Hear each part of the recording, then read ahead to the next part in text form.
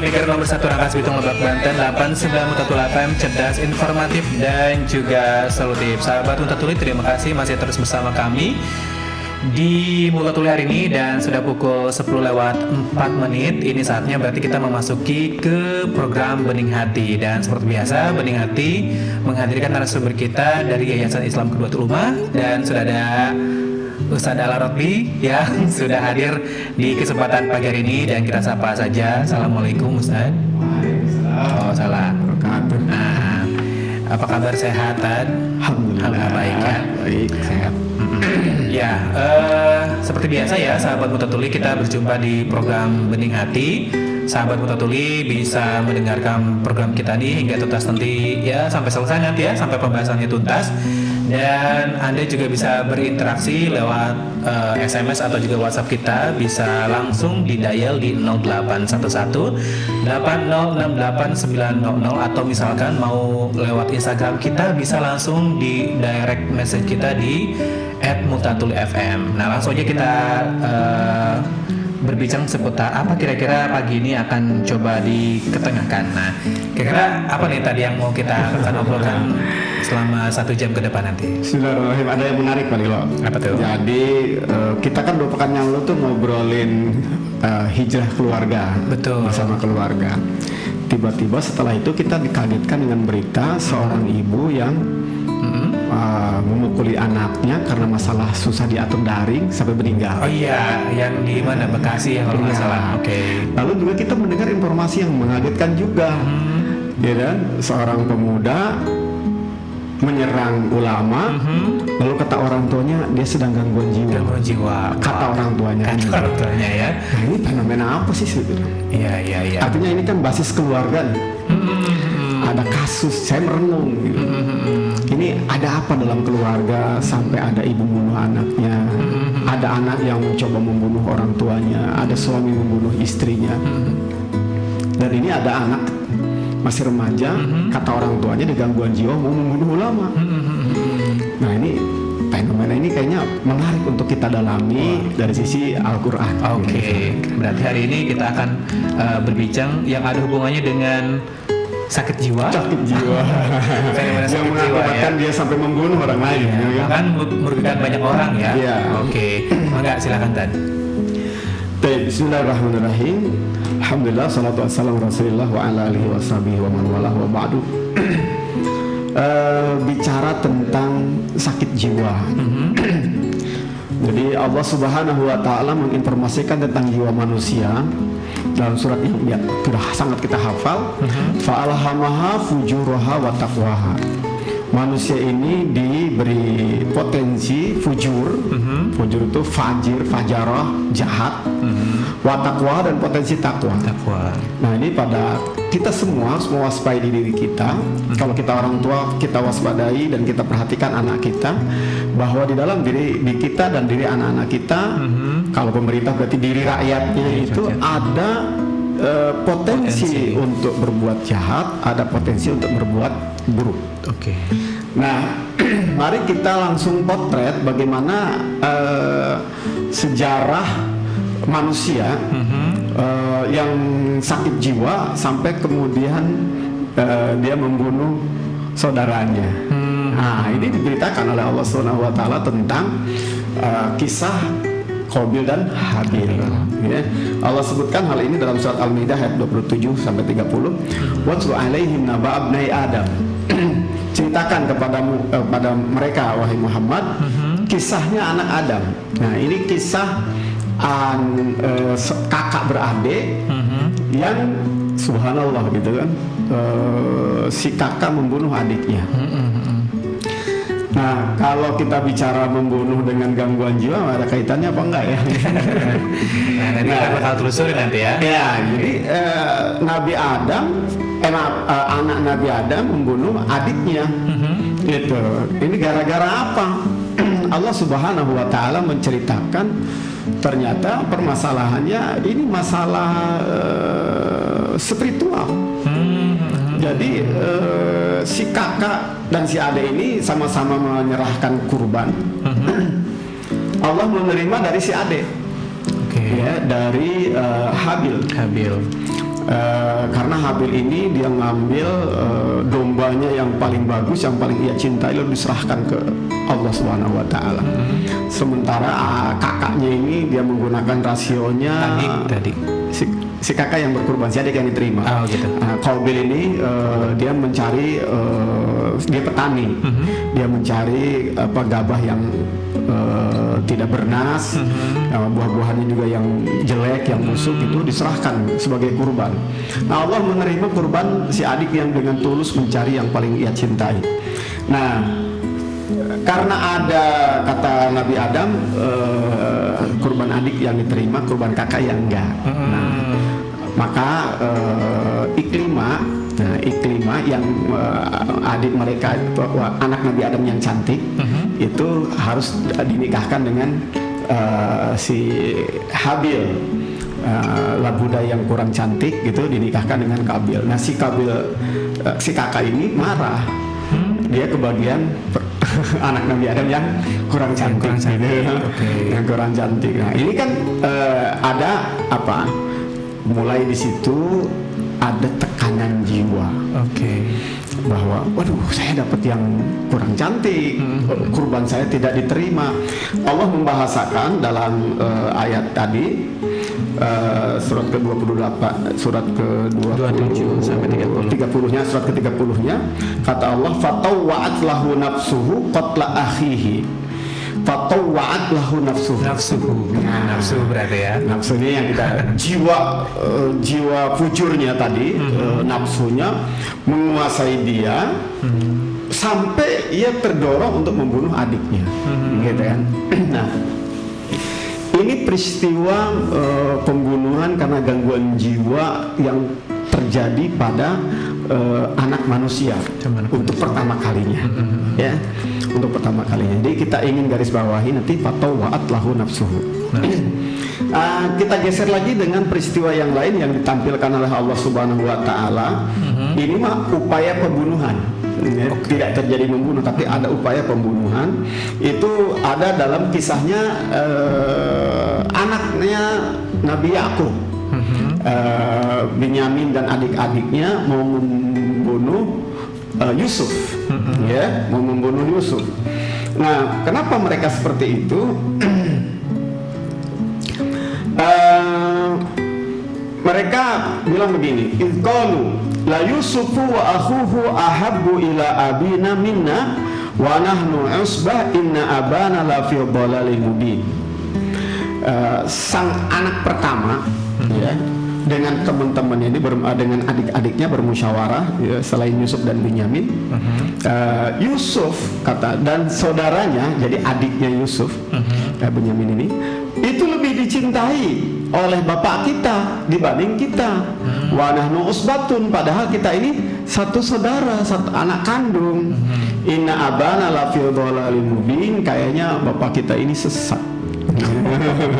Ya, kenapa? Mungkin mereka melihat fenomena ada perlakuan yang lebih mengistimewakan Yusuf dan adiknya. Pilih kasih gitu ya. Jadi karena namanya kalau saya misalnya punya anak 10, ya anak 1 sampai 8 kan sudah saya cintai.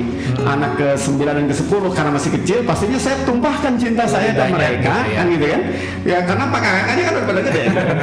Nah, jadi fenomena itu membuat apa? Mereka seperti bersekongkol. Kata mereka apa? Uqtulu Yusufa awitrahuhu ardon yakhlu lakum wajhu abikum wa takunu min ba'dihi qauman salihin. Bunuh aja Yusuf ini, atau kita asingkan dia. Nah, itu asingkan di ke satu bumi yang tidak lagi ketemu wajah dengan bapak kalian. Nah, setelah itu jadilah kalian orang-orang yang soleh. Jadi kayaknya mungkin mereka ini kurang soleh gitu dalam pandangan bapaknya gitu kan. Ini, karena kakak ini kurang soleh. Kita bayangkan misalnya ada anak punya anak 10 yang 1 sampai 8 ini kurang soleh, susah diatur gitu ya. Lalu ada anak yang baru lahir ke 8 dan ke 9, ke 9 ke 10 masih anak-anak. Saya akan full sayang betul supaya mereka tidak gagal seperti kakak-kakaknya kan gitu. Nah, tapi ternyata perlakuan seperti ini membuat kakak-kakaknya Justru membuat jadi iri gitu ya. saya sebutnya ini gangguan jiwa.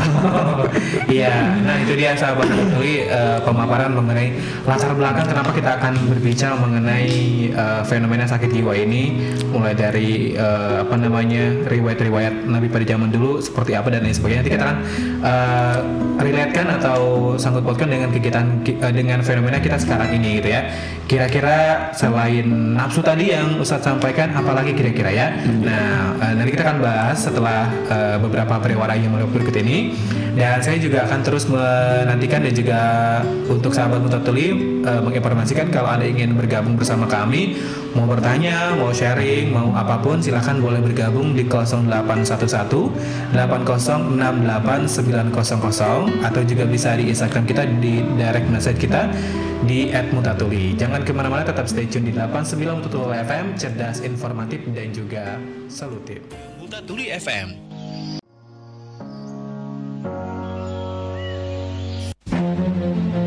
Ayo ikuti dan simak obrolan bermanfaat Bening Hati. Sebuah program yang mengetengahkan masalah-masalah kehidupan dipandang dari sudut pandang Islam. Kata para sahabat, ya Rasulullah, terangkan kepada kami perumpamaan apa itu hati manusia. Kata Rasulullah, isinya itu potensi imannya ada, potensi kufurnya ada. Simak juga obrolan seputar anak dan pengasuhan. Pendidikan dengan cinta nih Pak Lilo. Cinta ini modal dasar ya, modal utama dari kita bisa mendengar dengan hati kita. Jadi mendengar hati itu sebenarnya tahu perasaan ya. Kisah Rasul dan para sahabatnya. Rasulullah SAW mengingatkan, jaddidu niyatakum, perbaharui terus niatmu. Serta permasalahan rumah tangga. Anda bisa ikut berinteraksi lewat SMS atau WhatsApp di 0811 8068 900 atau direct message Instagram di @multatulifm. Bening Hati setiap Jumat pukul 10 sampai dengan selesai.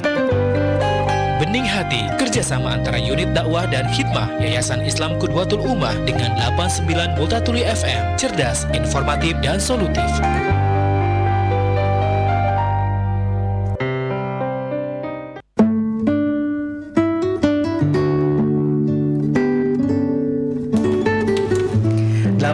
Mutatuli FM, cerdas, informatif dan juga solutif. Kita masih di Bening Hati dan kita masih berbincang mengenai fenomena gangguan jiwa.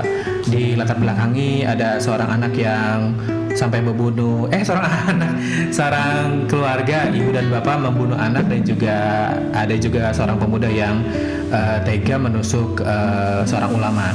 Kemudian tadi juga Ustaz sudah menceritakan latar belakangnya juga ya, bahwa pada zaman Nabi juga ada anaknya Nabi Adam yang sampai saling membunuh, dan juga ada upaya pembunuhan dari anak-anaknya Nabi Yakub gitu. Nah, berdasarkan latar belakang itu gitu ya, kemudian juga di kehidupan nyata juga ada seperti itu.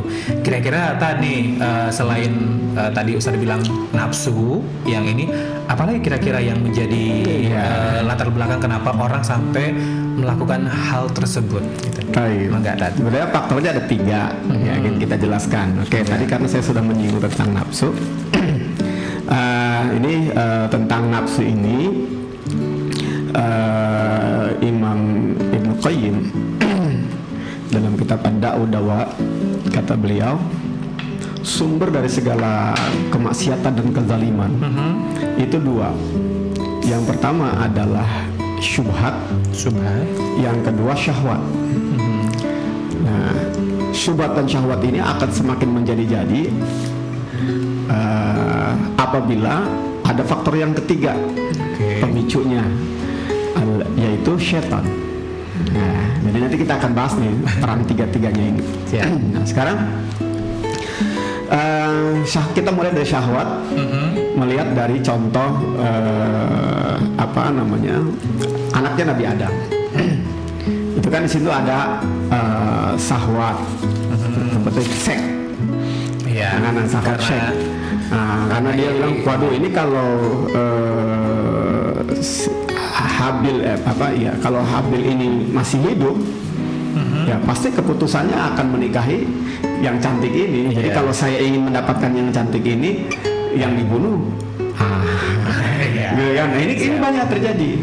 Ada orang yang karena syahwatnya gitu kan, dia tega membunuh seorang laki-laki karena ingin mendapatkan istrinya, gitu kan.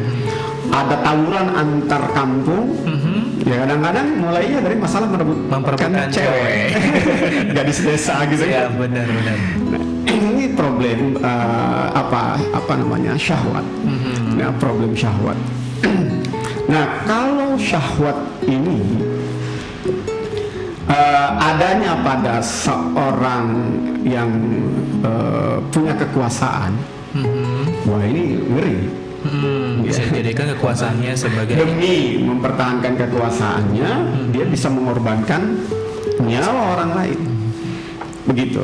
Nah, ini Allah Subhanahu wa taala ceritakan dalam Al-Qur'an tentang bagaimana kekejaman Firaun. Ya. Nah, Allah Subhanahu wa taala menyebut dalam surat Ghafir ayat 23 sampai 26. Falamma ja'ahum bil haqqi min indina qalu uqtulu abna'al ladzina amanu ma'ah wastahyu nisa'ahum wa ma kaidul kafirina illa fi dhalal. Wa qala fir'aun dharuni aqtul Musa wal yad'u rabbah inni akhafu an yubaddila dinakum aw ayuzhira fil ardil fasad. Ya, jadi kalau kita lihat kisahnya Fir'aun, itu dia mengeluarkan undang-undang. Undang-undangnya apa?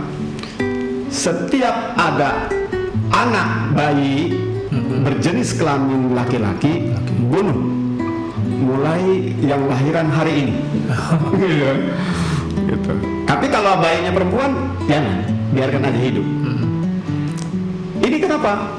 Karena ada peristiwanya. Jadi Fir'aun ini bermimpi istananya digulingkan, gitu. Lalu disampaikanlah kepada para pembesarnya, penasehat negara, gitu ya, menteri gitu ya, menteri gitu. Gimana nih pendapat kalian? Gitu kan. Wah, yang tahu tabir mimpi si fulan. Tentang tabir mimpi, lalu diterjemahkanlah bahwa mimpinya ini bahwa kerajaanmu itu akan digulingkan oleh seorang laki-laki yang terlahir sejak hari ini ke sana. Akhirnya apa? Dia turunkan peraturan raja. Melakukan instruksi. Didatalah semua penduduk di daerah jajahannya, daerah kekuasaannya yang sedang hamil. Gitu. Nah, ini ceritanya bagaimana dia punya nafsu.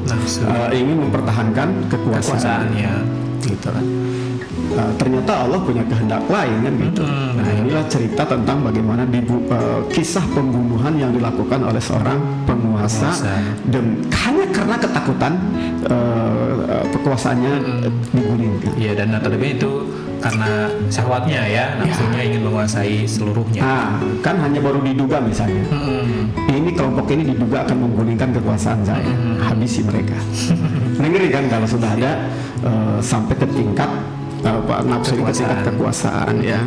Kita doakan mudah-mudahan para penguasa di negeri ini tidak sampai seperti itu. Karena alhamdulillah negeri kita ini diwariskan oleh para penguasa, oleh para pendiri negara negeri ini dengan Pancasila. Ketuhanan yang Maha Esa. Lalu kemudian ada undang-undang yang dibuat sehingga pergantian kepemimpinan juga diatur dengan kerakyatan yang dipimpin oleh hikmat dalam permusyawaratan perwakilan. Ya kan, ada pemilihan itu. Jadi pemilihan ini adalah ajang kita bermusyawarah, bukan saling meniadakan atau apalagi membunuh misalnya. Jadi ini nafsu ya, nafsu apabila sudah dikuasai syahwat akan menggelapkan. Nah, yang kedua adalah syubhat. Ya, yang kedua ini syubhat. Syubhat begini Pak Lele. Orangnya syubhat kalau kita ambil kisahnya kakak-kakaknya Yusuf mau membunuh Yusuf. Itu kan ada syubhat dalam pikiran mereka melihat fakta yang ada. Kayaknya nggak adil nih, gitu kan? Bapak kita ini nggak adil kayak gini. Kok dia ini di anak emas kan? Gitu gitu, bunuh aja. Jangan dibunuh mah gitu kan. Mereka juga tahu membunuh haram kan gitu ya, nggak boleh, mah adik lagi gitu kan. Siap. Ini kan masalahnya masalah cara pandang saja, cara pandang melihat pensikapan ayah kepada adiknya. Ya. Dari cara pandang yang salah itu muncullah kesimpulan dan tindakan atau respon yang salah. Jadi gimana kayak kalau begitu? Udah kita asingkan aja Yusuf, gitu. Nah, ini syubhat ini bisa terjadi juga. Oh, dan itu dinamakan subhan ya? Itu disebut dengan syubhat. Oh, jadi ada remeng-remeng gitu. Coba kalau misalnya dia bilang kepada ayahnya ya, bah, abah kok memperlakukan Yusuf kayak gini sih? Ada mengklarifikasi kan? Itu kita kan kakak-kakaknya sama anak abah gitu. Mungkin Nabi Yakub sang ayah akan bisa menjelaskan, sehingga kalau dijelaskan mereka nggak perlu terbawa keremeng-remeng tadi ya. Boleh dikatakan disebut dalam bahasa Indonesia itu besitan gitu, terbesit-besitan, beda lagi. Iya betul, bersitan-bersitan yang muncul dari fenomena yang salah. Oke. Gitu ya. Jadi misalnya gini, kira-kira fenomena kita anak yang membunuh ibu yang membunuh anaknya ini. Terpikir nggak sih dia punya syahwat ingin ngabisin anaknya? Enggak kan? Enggak terpikir buat apa gitu. Kalau syahwat kan begini, kalau syahwat itu saya tuh dapat apa gitu. Iya kan? Saya dapat apa gitu. Makanya lebih kepada keuntungan lebih pada keuntungan. Tapi kalau syubhat ini cara berpikirnya, cara pandangnya gelap. Kan syubhat itu yang tertutup kan, tertutup jadi gelap gitu. Makanya itu ibu kenapa sih apa nggak sayang sama anak? Oh dia sedang gelap mata. Nah itu kira-kira gitu ya. Jadi lebih kepada pengetahuan, cara pandang, pengetahuan, keyakinan gitu. Siap. Jadi makanya si ibu ini mungkin dia berpikir kalau anaknya digebuk berhenti mau nurut. Nah itu kan syubhat namanya. Syubhat itu kan dekat dengan kebodohan karena dia tidak tahu tentang psikologi anak. Ingin meluruskan anaknya agar agar baik gitu, agar mau diatur, dia pukul, ternyata pukulnya keras sampai meninggal seperti ini. Ini namanya syubhat. Contoh jika orang pernah dengar ada pemuda yang bunuh diri karena putus cinta. Yang mana ya? Ya, gitu. Ya kan di sini dirangkas. Oke. Nah, dirangkas ada yang ketemu digantung diri di pohon. Terus kemudian setelah ditelusuri masalahnya putus cinta. Ada yang gantung diri di satu tempat, setelah ditelusuri katanya banyak utang. Ini kan bukan syahwat. Iya ya, karena kan dia nggak merasa untung kan? Nah, karena konsepsi berpikirnya. Konsep Gitu ya? berpikir ya. Emangnya kalau kamu bunuh diri, pacarmu jadi kembali milik kamu gitu kan? Ya dulu kamunya yang mati kan nggak pernah ketemu sama dia. Betul. Nah, orang punya banyak hutang. Lalu apakah dengan bunuh diri itu permasalahan hutang selesai? Kan enggak. Coba kalau dia berpikir ya lebih cerah, lebih terang, ya. lebih tercerahkan. Ya kalau kamu merasa ketakutan ditagih utang sama yang punya piutangnya, hadapi aja. Bayar. Datangin, Pak. Ini faktanya Bapak mau ngambil rumah saya, silahkan. Mau kalau ibaratnya nyandakan bentuk gitu kan? Iya kan? Ya, mangga gitu. Mangga gitu Pak. Faktanya saya nggak bisa Pak. Gimana gitu kan? Itu akan lebih menyelamatkan daripada menyelesaikan masalah dengan masalah. Nah ini jadi orang yang bunuh masalah jadinya. Orang yang bunuh diri ini karena ada syubhat, ada keyakinan yang salah dalam dirinya. Nah, jadi kalau syubhat ini dimiliki oleh orang yang punya kekuasaan, ini juga bahaya. Begini, Pak. Syubhat juga ya. Syubhat gitu. Misalnya gini ya, syubhat itu begini. Misalnya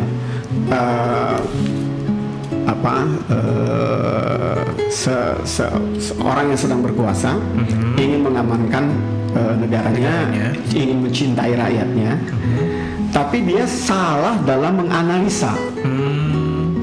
ya salah dalam menganalisa tindakannya apa yang harus dilakukan, gitu.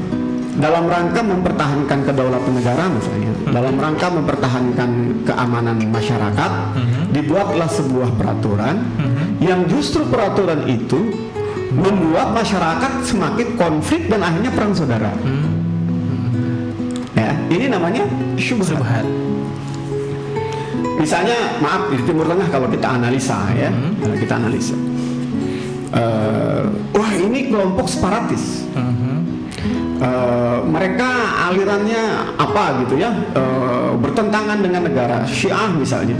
Lalu kemudian demi mengamankan negara, ini kan orang ini tidak ada keinginan membunuh orang sebetulnya, tapi dalam rangka mengamankan negara, maka tolong isolasi jamaah itu atau kelompok itu, berikan edukasi, lalu kemudian datanglah pasukan ke situ, ternyata mereka melakukan perlawanan, syubhat lawan syubhat misalnya, apalagi kalau mereka memang mereka pemberontak misalnya, terjadilah konflik lebih besar sehingga negara jadi kacau, bahkan bisa dibom gitu.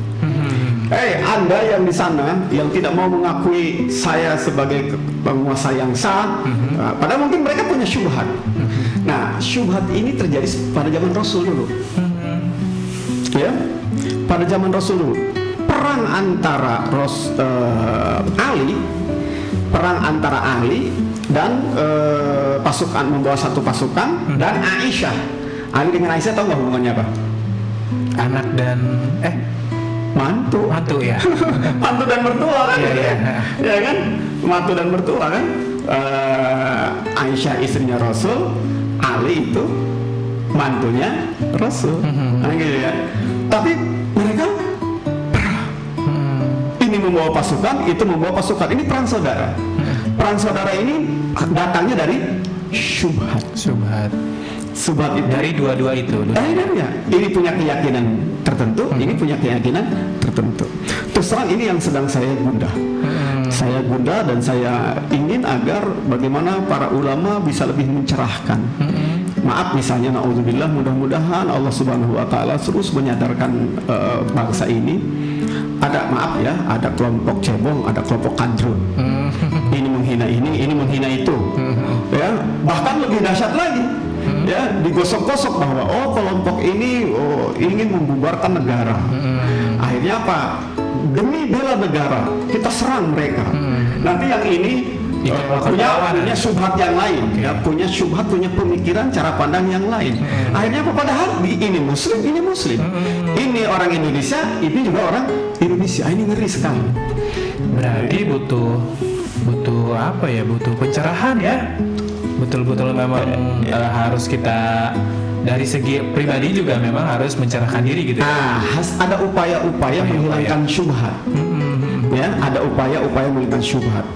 Jadi sesuatu yang disalahpahami.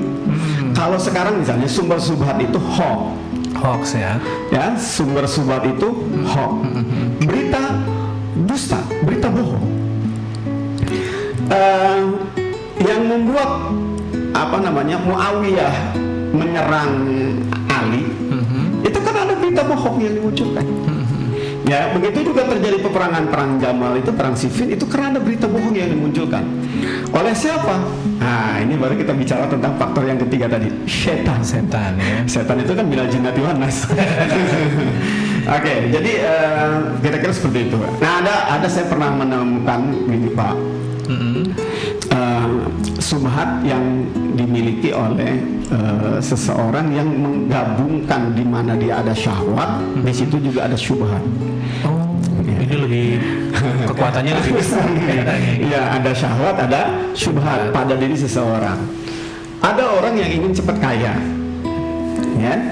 Ada orang yang ingin cepat kaya. Akhirnya apa? Dia datang ke satu gunung. Bertapa lah gitu ya, mencari kesaktian dan mencari pesugihan.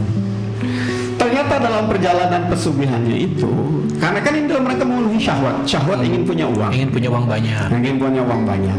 Nah, lalu kemudian apa? Ternyata diminta oleh dukunnya untuk memberikan tumbal, ya, memberikan tumbal syubhat. Nah, ini kan nggak boleh tuh Mas syubhat. Tapi karena ada pikirannya yang sudah dicuci otak oleh setan, oleh jin yang dia sembah-sembah, akhirnya apa? Dia menjadikan bagian dari keluarganya sebagai tumbal. Akhirnya apa? Ada keluarganya yang sakit-sakitan nggak karu-karuan, meninggal dunia. Ternyata pembunuhnya adalah pasti keluarganya sendiri. Nah ini di lapangan ada yang ini. Banyak ya. Nah ini kan gabungan antara pertamanya syahwat, pengen punya harta, yang kemudian ada syubhat dan kerancuan dalam berpikir. Yang tadinya dia sayang sama istrinya, justru dia tega-teganya menjadikan istri sebagai tumbal. Kenapa? Gampang kan cari istri yang lain. Ini kan ada syubhat ya. Iya. Siapa yang ngompori? Setan. Ya, dia itu tergambar ya 3 faktor. Benar sekali sih. Berarti kan sampai pada di mana dia jadi yakin gitu ya, karena setan itu sendiri. Ya, bahkan dia merasa bahwa inilah jalan hidup saya, ini jalan sukses saya. Bahkan ada yang berpikir jalan satu-satunya ya. Bahkan bisa jadi ibadah.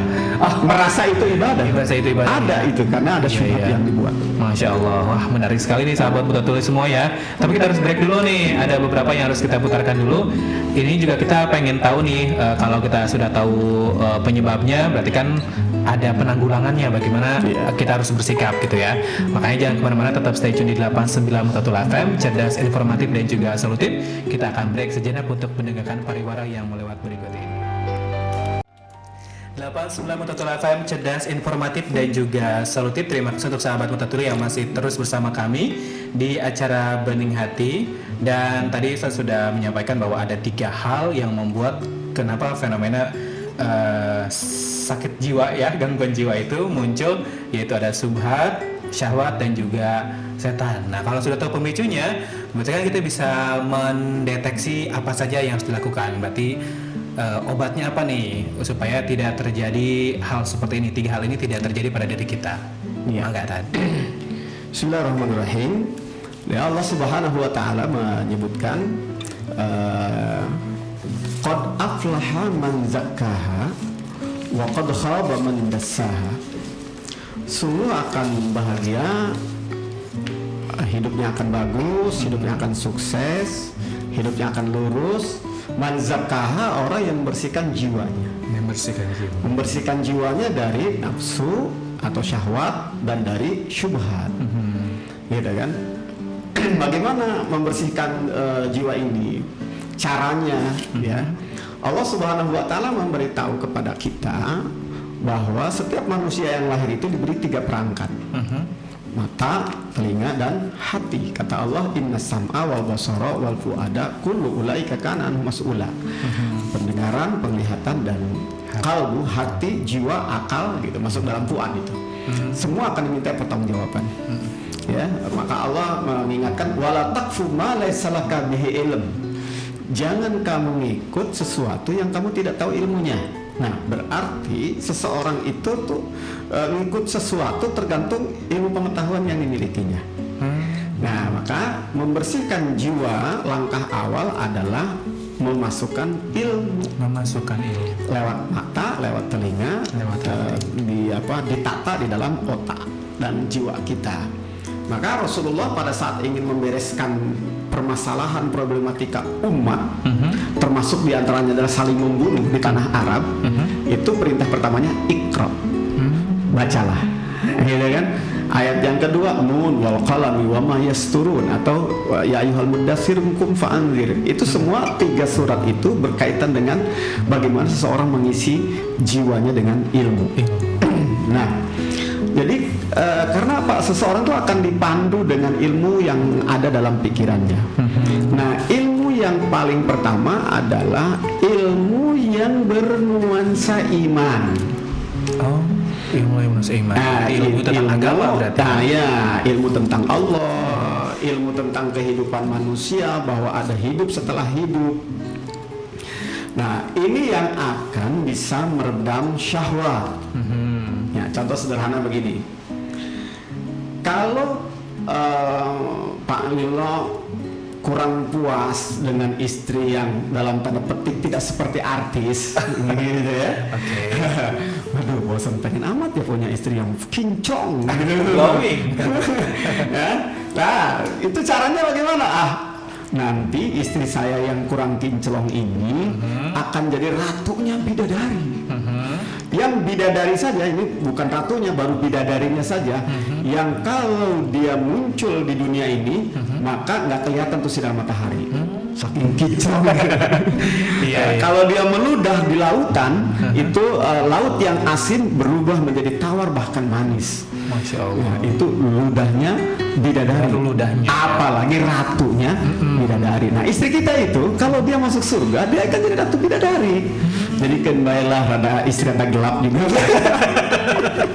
Siap. Bukan lagi ngomongin Sri Malila nih. Siap. Saya aja nggak apa-apa yang jadi bahan. Jadi seperti itu ya. Ini kan kenapa? Karena ada iman. Iman ya. Begitu orang ingin punya rumah mewah, ya, ingin punya mobil mewah, ya udah pikir ngapain di dunia ini, sebentar lagi saya mau meninggal. Ya ngapain bikin rumah bagus-bagus. Mendingan saya kejar gedung mewah yang sudah selesai dibangun oleh Allah di surga. Iya nggak? Jadi kita akhirnya syahwat kita akan Teredam ya. Sebentar lagi meninggal kok ngapain banyak-banyak duit gitu. Nah, seperti itu. Ini Jadi dalam arti syahwatnya hanya bisa diredam ya tadi. Syahwatnya bisa dikendalikan dengan iman. Oke. Gitu. Tapi secara naluriah syahwat itu akan tetap ada terus ya. Akan tetap ada, cuman dia disalurkan.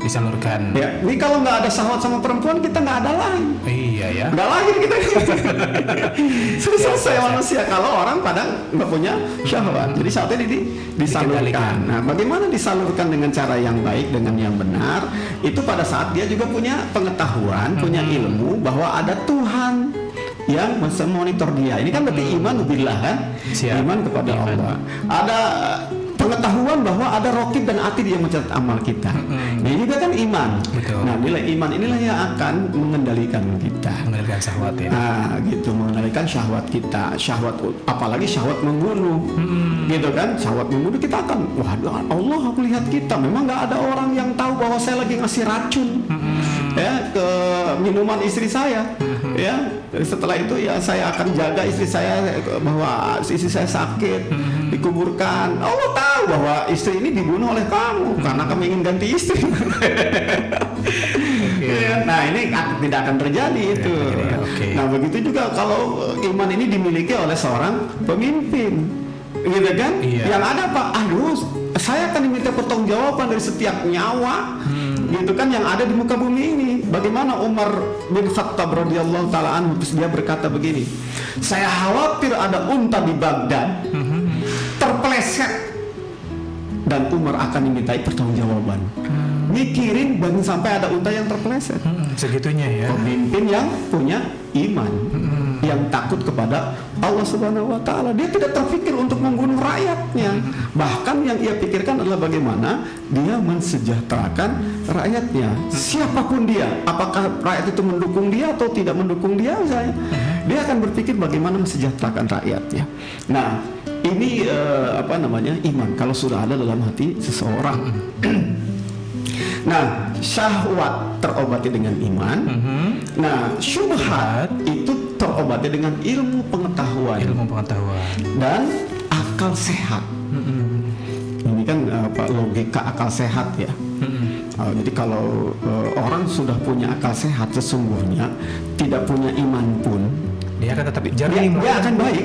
Iya sih. Jadi kalaupun dia tidak yakin dengan Allah, tapi dia punya akal sehat, gitu kan? Tapi dia punya ilmu pengetahuan tentang sosial, tentang kehidupan, itu cukup. Makanya Islam mengatakan la ikraha fiddin, tidak ada paksaan untuk memeluk agama Islam ini.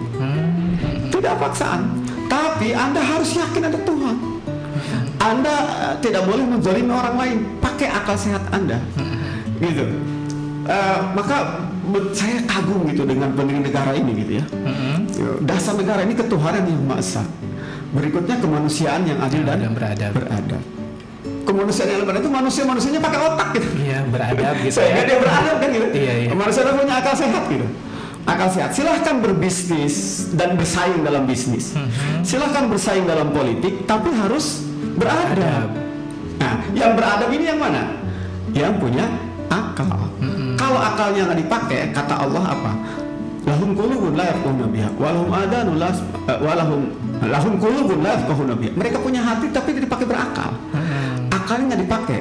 Apa kata Allah ujungnya? Ulaika kal an'am. Mereka ini seperti binatang. Saling membunuh, saling menghabisi demi nafsu yang menggerogoti dirinya. Nah, jadi ini syubhat. Jadi syubhat itu akan diobati dengan ilmu pengetahuan. Saya beri contoh begini. Ini syubhat yang kita khawatirkan ya, Pak Lilo.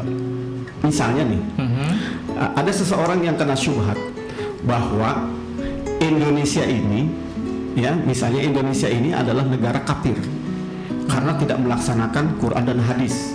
Ya, ini syubhat nih. Masuk ke dalam otak seseorang. Kalau negara kafir berarti kita boleh memeranginya, boleh membunuhnya. Nah, repot kan?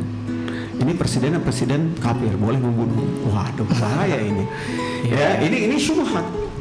Nah, syubhat ini kenapa terjadi? Karena tidak diberi pengetahuan tentang Quran yang sebenarnya bagaimana. Satu aja ayat yang begitu dia buka Quran, ada ayat waqtulul musyrikin haitsu wajadtumuhum. Bunuh orang musyrik dimanapun kamu ketemu. Wah, ini musyrik nih. Saya kan bersahabat dengan Romo Teja dari Kemucu Buddha itu. Wah, ini orang musyrik nih. Dalam pikiran saya dia musyrik. Tapi ayat ini nggak boleh dipakai untuk itu. Sebab apa? Karena saya sudah mendapatkan pengetahuan.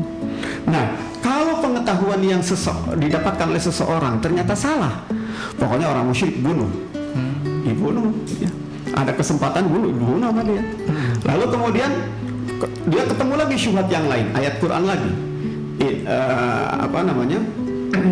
Innamal musyrikuna najasun. Orang musyrik itu najis. Gitu kan? Nggak mau bersentuhan, ya mau bersalaman. Nah, ini bahaya. Ini cara menafsirkan yang salah. Makanya saya katakan tadi, selain iman, ini pengetahuan baik itu tentang keislaman maupun tentang pengetahuan tentang sosiopolitik, gitu kan? Itu harus dimiliki oleh seseorang. Jadi tentang cara pandang, misalnya tentang cara pandang kita kepada negara, tentang cara pandang kita kepada demokrasi, tentang cara pandang kita tentang makna toleransi. Ini penting untuk menghilangkan syubhat-syubhat itu, gitu kan? Nah, ini yang harus dilakukan oleh para ulama, oleh para guru, ya, bahkan oleh para negarawan, gitu, untuk menghilangkan syubhat-syubhat ini. Makanya saya bilang begini, kalau ada orang yang maaf dalam tanda petik ingin mendirikan negara dalam negara, atau mendirikan kekhalifahan sehingga Indonesia menjadi bagian dari negara orang lain, ya, dari negara tertentu misalnya, dari konsep kekhalifahan, ini jangan langsung dimusuhi lalu kemudian mau dihabisi, tapi ajak mereka, ya, dialog, cerahkan syubhatnya, beri pengetahuan, terangi dulu ya bagian itunya gitu. Terangkan dulu yang membuat mereka jadi seperti itu. Gitu. Okay. Jadi menarik nih Tad, seiring dengan perkembangan zaman, sosial media semakin marak gitu ya, muncullah juga netizen gitu ya, yang notabene juga ikut mempengaruhi pemikiran kita. Nah, antisipasi kita bagaimana supaya kita bisa bijak menyikapi persepsi-persepsi orang-orang di sosial media gitu. Kadang-kadang kan kita juga sadar atau nggak sadar kadang ikut terpengaruhi juga gitu ya. Gimana Tad? Persis, syubhat ini datangnya adalah dari setan, alladzi yuwaswisu fi sudurin nas minal jinnati wan nas. Syubhat itu datangnya dari jin atau dari manusia. Nah, sekarang ini banyak dari manusia. Yang bermunculan ya. Komentar lewat WA, orang baru tahu satu ayat dua ayat langsung di-share, menyampaikan pandangan. Menurut ayat ini dari mana pandangannya? Dia dulu bergurunya di mana? Sekolahnya, ilmu pengetahuannya kayak gimana? Ini kan repot. lalu kemudian dia menjustifikasi dan menghukumi seseorang seolah-olah dia mufti, gitu kan, menghalalkan darah seseorang misalnya, gitu. Nah ini yang perlu diluruskan. Oleh karena itu kehadiran MUI itu penting masyarakat. Penting ya. Lalu kemudian ada tujuan baik dari pemerintah, misalnya ada dai bersertifikasi. Artinya bersertifikasi ini harapan kita adalah mereka yang ingin bergerak dalam dakwah itu tolong ditingkatkan kapasitas keilmuannya. Lebih kepada legalitas keilmuan ya. Ya, jadi artinya dia lebih terbimbing gitu, mengupdate keilmuannya. Jadi orang semangat untuk berdakwah ini harus dipelihara. Orang semuanya semangat ingin berdakwah, ingin menyampaikan sesuatu. Tapi kamu kemudian orang-orang yang betul menspesialkan dirinya untuk berdakwah, ini memang harus punya legalitas, artinya punya kemampuan. Cuman kemudian ini jangan kemudian digiring, justru menjadi polemik. Ya, menjadi polemik artinya apa? Jangan undang orang yang tidak punya sertifikat. Nah, ini masalah ya. Akhirnya muncul perpecahan. Ya, ini juga jadi syubhat lain, akhirnya terjadi kekacauan. Nah, jadi agak rumit ya sobat ini. Akhirnya kita perlu berhati-hati dengan hoax, mencari ilmu dari sumbernya yang bagus, gitu kan. Lihat bagaimana track record orang tersebut, bagaimana perilakunya. Makanya saya menyarankan janganlah berguru kepada dalam tanda petik Google. Oh gitu. Berguru ya, bukan mencari ilmu. Siap. Ini ada beda ya, mencari ilmu dengan berguru. Kalau berguru itu mencari orang yang digugu dan yang ditiru. Kalau berguru silat misalnya kan, saya berguru silat pada si A, berarti jurus-jurusnya saya ikuti kan gitu ya. Siap. Itu namanya berguru. Kalau mencari ilmu dari mana aja, mau dari setan juga. Yang penting ilmu ini kita saring. Ilmu ini harus kita saring. Selagi bermanfaat itu berarti ilmu ya. Nah, ya ilmu kan pengetahuan. Siap. Boleh jadi ilmu itu ilmu negatif. Artinya kita tahu ilmu sihir, bukan berarti kita mau mengamalkan sihir itu, gitu kan? Siap. Jadi ilmu tuh ambil aja dari mana, lalu kemudian kita minta kepada guru kita untuk membantu menyaringkan untuk kita. Sepakat. Begitu kan? Siap. Siapa yang guru itu? Yang kita tahu bagaimana akhlak kesehariannya, ya. Dia sering ketemu, tahu bagaimana keluarganya, tahu bagaimana perilakunya, kita sampaikan. Saat saya dapat saran kayak gini nih, ini seperti apa sih, saya ingin mengamalkannya, kan gitu. Siapa tahu itu amalan bid'ah kan gitu. Siap. Ya, tinggal ditulis aja di situ, namanya orang juga nge-share, tulis aja hadis riwayat Bukhari Muslim supaya orang ngamalin. Oh ini Bukhari Muslim. Ente sudah cek belum ada nggak di Bukhari Muslim? Jangan gitu, bisa seperti banyak orang-orang yang tidak punya tanggung jawab seperti itu, di-share begitu aja. Nah, jadi dulu saja nggak ada zaman nge-share begitu cepat, hanya dari mulut ke mulut. Itu banyak syubhat yang terjadi sehingga terjadilah peperangan-peperangan. Syiah, Murji'ah, Khawarij itu kan muncul karena bermunculannya hadis-hadis buatan Ibnu Saba. Orang Yahudi yang pura-pura masuk Islam, lalu dia membuat rangkaian-rangkaian hadis, dan dari hadis-hadis itu apa? Ada yang mencela Abu Bakar, ada yang mencela Aisyah, gitu kan? Ada yang mengkultuskan Sayyidina Ali. Itu kenapa? Karena hadis-hadis yang dibuat secara sengaja memasukkan untuk memecah belah umat Islam. Saat itu, apalagi sekarang. Sekarang ya. Begitu cepat kan gitu. Nggak, dulu Pak ngirimnya kan repot dulu. Iya, ngetik dulu Nggak ada ngetik dulu menunggu. Oh iya ya. Zaman Rasul dulu. Iya. Gitu kan nulis di pelapah kurma gitu. Siap. Bahkan mungkin datang disebutin. Sekarang orang ngetik di rumah Tinggal di kopas aja. Ya, kirim gitu kan. Nah, ini memang perlu ekstra hati-hati. Maka saya sarankan hendaklah kita ini punya guru. Punya guru. Ini saya akan ternyata benar kata para ulama dulu. Siapa yang berguru tapi tidak punya guru, maka gurunya setan. Artinya dia akan terombang-ambing, nggak karu-karuan karena tidak ada yang membimbing. Jadi ilmu pengetahuan ini kita ambil dari mana saja, tapi begitu kita mohon kepada Allah agar ada orang yang rutin membimbing kita bisa konsultasi kepada dia tentang apa yang sedang terjadi pada diri kita. Ini diperlukan.